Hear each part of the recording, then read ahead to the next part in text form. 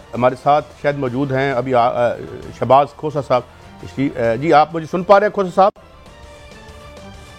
शायद अभी जी जी जी। ये फरमाइए कि ये जो लीगल टीम में आपके पास क्या अंदाज़ा है कि क्या कोई लीगल टीम में कोई आपस में इख्तलाफात हुए हैं जो हारिस साहब या ख्वाजा हारिस साहब अलहदा हुए हैं?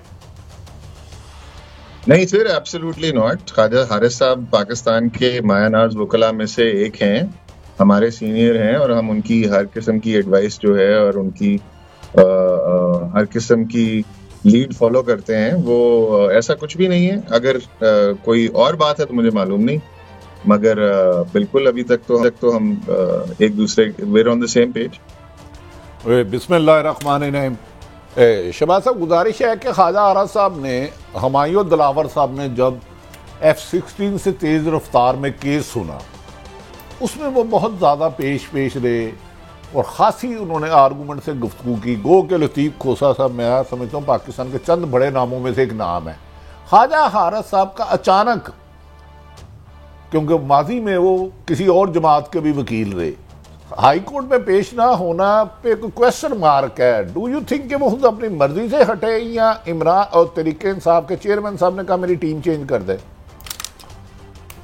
नहीं सर, ये तो स्पेकुलेशन वाली बातें हैं।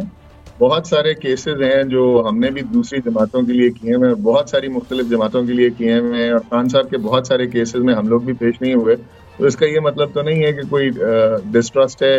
वो कन्वीनियंस है, कहीं वो पेश हो जाते हैं, कहीं हम पेश हो जाते हैं। He is a very able and a very learned lawyer, और हम सब उनसे सीखते हैं। और अच्छा, ख्वाजा हारिस साहब तो एक बहुत बड़ा नाम है। बादियों नजर में तमाम आईनी माहिरीन कल फरमा रहे थे, जैसे सुप्रीम कोर्ट में भी समाअत हुई, कि आज मुतवक्का तौर पर तवक्को की जा रही थी कि हाई कोर्ट से उनकी सजा सस्पेंड हो जाएगी, लेकिन इसे फिर कल पे डाल दिया गया और सुप्रीम कोर्ट का गैर मुअय्यना मुद्दत के लिए। क्या आप समझते हैं इलेक्शन कमीशन के वकील कोई ताहिरी हरबे इस्तेमाल कर रहे हैं? सर देखें, ये जो वकला होते हैं ये उनके हाथ में टूल्स होते हैं ये इस किस्म के, और यकीनन जब आप एक बंद गली में चले जाओ तो जो कमज़ोर साइड है वो, उसके लिए ये भी एक अचीवमेंट होती है कि वो तारीख ले ले। तो ये बिल्कुल ऐसा ही किया जा रहा है। अगर वो इतने कॉन्फिडेंट हैं अपने केस पे तो उनको चाहिए कि वो उसको फौरन उसको आकर उस पर आर्ग्यू करें और उस पर डिसीजन करवाएं। जब एक साइड कॉन्फिडेंट नहीं होती तो फिर वो इस तरह के हरबे इख्तियार आप आज अदालत में थे शहबाज साहब? आप अदालत में थे आज? नहीं सर, मैं आज केस में प्रेप कर रहा था। हमारी सरदार लतीफ खोसा आज आर्ग्यू कर रहे थे।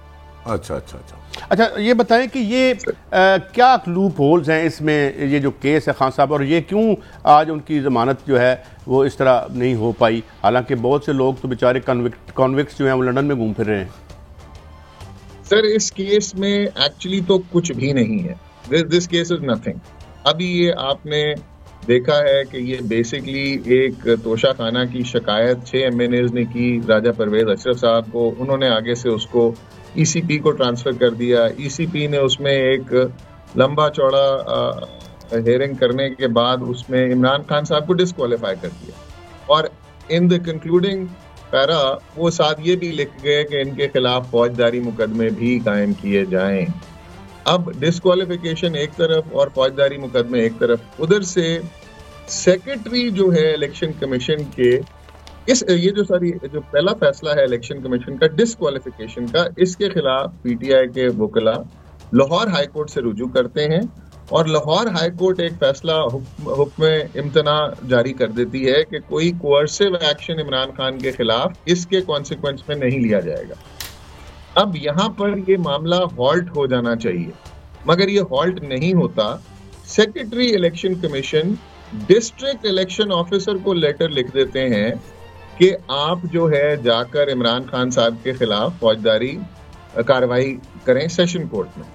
अब सबसे पहली बात कि हुक्म इम्तना लाहौर का मौजूद है, लाहौर हाई कोर्ट का, ये कार्रवाई हो नहीं सकती, मगर ये हो जाती है। और दूसरी बात ये कि जो इलेक्शन कमीशन है वो ऑथराइज्ड है under article 190 of the election act to initiate proceedings, अगर कोई ऐसी प्रोसीडिंग्स इनिशिएट भी करनी है। इस केस में सेक्रेटरी करते हैं ये इनिशिएट प्रोसीडिंग्स, जो कि इलेक्शन कमीशन नहीं है। इलेक्शन कमीशन का एक मुलाजिम है सेक्रेटरी, वो इनिशिएट कर देता है। So a non competent person files a complaint, और वो कंप्लेंट किधर करता है, वो कर देता है सेशन कोर्ट में। अच्छा शहबाज साहब, इसका मतलब है बादी नजर में ऐसा लग रहा है कि आप ये समझते हैं कि खासकर तहरीक इंसाफ के चेयरमैन से कोई इंतकामी कार्रवाइयां हो रही हैं, जबकि अगर हाई कोर्ट काबिल एहतराम में रोक देता है और इसके बावजूद उनका केस भेजना, आप इसको आईनी जुबान में क्या कहेंगे? सर ये मैलाफाइडे है सारी प्रोसीडिंग, ये मैलाफाइडे है। और ये बड़ा अफसोस की बात है कि वो जमातें जो कि ये खुद इस तरह के चीजें बर्दाश्त करती आई हैं, वो इस किस्म के टैक्टिक्स में पेश हैं। और ये इंतकामी कार्रवाइयां बिल्कुल हैं। ये एक फजूल सा केस है जिसकी मैक्सिमम सजा 3 साल है। अगर ये अपने मेरिट्स पर हो तो ये तो दरखास्त ही नॉन एस्ट है। दरखास्त इलेक्शन कमीशन ने देनी थी, दरखास्त दी है एक उसके मुलाजिम ने, जो कि दे ही नहीं सकता, उसकी दरखास्त पे कार्रवाई हो ही नहीं सकती। और अगर वो दरखास्त देनी भी थी तो वो मैजिस्ट्रेट ने under section 190 of the CrPC उसकी कॉग्निजेंस लेनी है। और अगर वो सेशन कोर्ट के काबिल समात है तो वो सेशन कोर्ट को भेजेगा डायरेक्ट। तो एडिशनल सेशन जज या सेशन जज ये कंप्लेंट एंटरटेन ही नहीं कर सकता। अच्छा शहबाज साहब, थोड़ी सी आपकी मौजूदगी का फायदा उठा लेते हैं। तोशा खाना में मोहतरम साबका हुक्मरान भी हजारों तोहफे लिए, और पहला केस मेरी नजर में ये आया है। और ये केस का फैसला मैक्सिमम कितने दिनों में हो सकता है? और हुकूमत कह रही है वो दीगर मुकदमा जो 170 या 80 हैं उनमें गिरफ्तार कर लेंगे। आप समझते हैं कि तरीके इंसाफ के चेयरमैन को बाहर निकलवाना आसान काम है? सर देखें, हम ये अदालतें बनी इसलिए हैं कि जहां स्टेट अपने जोबन पर इस तरह से नाइंसाफी करना शुरू कर दे तो एक आम इंसान वो जाकर अदालत का दरवाजा खटखटाए और वहां से हसूल इंसाफ जो है उसको फराहम हो। ये पहली दफा नहीं हुआ कि 100 केस बनाए गए हैं। ये मोहतरमा बेनजीर भुट्टो के खिलाफ भी इसी तरह कार्रवाइयां की गई। उससे पीछे बड़ी लंबी हिस्ट्री है हमारी। मसला सिर्फ ये है कि हम हिस्ट्री से सीखते नहीं हैं। जहां पर अदालतें तगड़ी होती हैं, देखे ना, कोई भी ये देख सकता है कि इमरान खान डिस्क्वालीफाई होने से पहले और वजीर आजम जब तक था तब तक तो वो पाकिस्तान का वजीर आजम था और बहुत अच्छा इंसान था। मगर अचानक कुछ सर्कमस्टांसेस चेंज होते हैं तो वो पाकिस्तान का सबसे बड़ा इश्तिहारी भी बन जाता है और सारे पाकिस्तान की जितनी भी बुराइयां हैं वो इमरान खान के ऊपर पड़ जाती हैं। तो ये कोई आम इंसान भी इसका फैसला कर सकता है। तो अदालतें तो बहुत ज्यादा इन चीजों को देखती हैं, रोजमर्रा देखती हैं। ये अगर अदालतें चाहें तो स्टेटस को एंटी कर सकती हैं। ये जो इमरान खान की बाकी केसेस में गिरफ्तारी डल रही है वो अदम पैरवी की वजह से, अदम मौजूदगी की वजह से डल रही है, बिकॉज वो पेश नहीं हो सक रहे। और वो पेश इसलिए नहीं हो सक रहे बिकॉज वो जेल में है। तो अगर वो अदालत इसी चीज को देखे कि यार ये तो जेल में है तो इसकी आप जो पुरानी हाजिरियां हैं वो आप एग्जेम्प्ट करें और वहीं से इसका सिलसिला सारे कोर्ट तो इस तरह हम कह सकते हैं, माय लास्ट क्वेश्चन खोसा साहब, कि जो कंटिन्यूएशन है ये जो इमरान खान साहब के या जो भी पीटीआई के हवाले से जो निगरान हुकूमत जो प्रोसीड कर रही है, तो we can say it is continuation of the previous government as far as this policy is concerned. Sir I would like to give them the benefit of the doubt. अभी ये तो एक मोमेंटम चल रहा है पिछली गवर्नमेंट का, law officers वही हैं, वही मोमेंटम आ रहा है आगे की तरफ। कुछ अरसे में ये मोमेंटम अल्लाह ताला करे कि इन लोगों को होश के नाखून आए। बिकॉज अगर इस तरह के केसेस में इन्होंने एक दूसरे को सजाएं देनी है तो फिर आपने जिस तरह कहा कि तोशा खाना की फहरिस्त तो भरी हुई है, फिर बहुत सारे तोशा खाना का तो हैं। अच्छा नहीं, तोशा खाना में ना शहबाज साहब बड़ा दिलचस्प है। लोग गाड़ियां ले गए और इत्तेफाक से उसकी बड़ी डिटेल है। आपको याद होगा लाहौर हाई कोर्ट ने कहा था 1947 से दे, उसकी बात को भी नहीं माना गया। कुछ अर्सा पहले उधर से सामान करोड़ों रुपए का लेके जाली सामान रखवा दिया गया, गड़ियां और कीमती हीरे जौहरात, उनके खिलाफ भी कार्रवाई नहीं हुई। तो अच्छा चले मैं इससे सवाल आसान कर देता हूँ। जो 180 के करीब मुकदमा था तरीके साहब को, इसका मतलब है एक मुकदमे में रोजाना आप बेल लें तो ये तो 6 माह लग जाएंगे तरीके इंसाफ के चेयरमैन को बाहर आते हुए।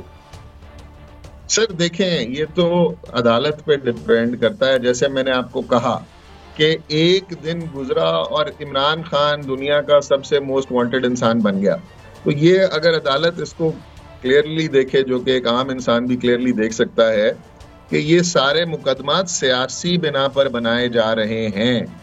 और ये मुकदमात जो बनाने का मतलब ये नहीं होता कि इस बंदे ने ये किया है तो इसको अरेस्ट कर लो।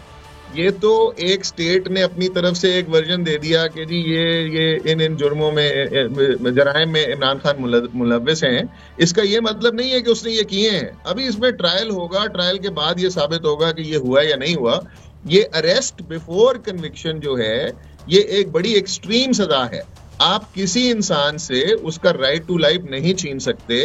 आप खाम खा में, अगर एक बंदे का एक झूठी FIR में नाम है, चाहे वो कॉग्निजेबल है, तो आप उसको अरेस्ट नहीं कर सकते। अच्छा सर, ये रहनुमाई फरमाएं, वो बात आपने बहुत अहम की। एक बंदे की 73 या 72 एज है, एक मुकदमा भी नहीं होता सारी उम्र 71 साल में, और चंद महीने में 180 मुकदमा दर्ज हो जाते हैं। तो क्या लीगल कोई ऐसी अदालत नहीं जो सारे केसों को एक जगह क्लब कर दे और देखे कि यार इस बंदे पर 71 साल में एक जुर्म नहीं हुआ, एक इस पे मुकदमा नहीं हुआ, और चंद महीनों में 180 हो गई? ये तो गिनीज बुक ऑफ वर्ल्ड में नाम आना चाहिए। सर ये बिल्कुल वर्ल्ड में नाम आ रहा है, और हमेशा की तरह पाकिस्तान का बुराइयों में ही वर्ल्ड में नाम आ रहा है। ये हमें अपने सिस्टम को बदनाम कर रहे हैं इस तरह की हरकतें करके। ये किसी इंसान को और हर अदालत को ये बड़ी अच्छी तरीके से नजर आ रहा है कि ये हो रहा है। इसीलिए अदालतें फेवर भी देती हैं और इस तरह के मुकदमात में क्लब करके कट्ठी क्वाश भी कर जाती हैं ये FIR। अगर ये तो इस तरह के साबित हो जाए कि ये मेलाफाइडे है और पॉलिटिकल मेलाफाइडे है, तो ये एक तारीख की मार है।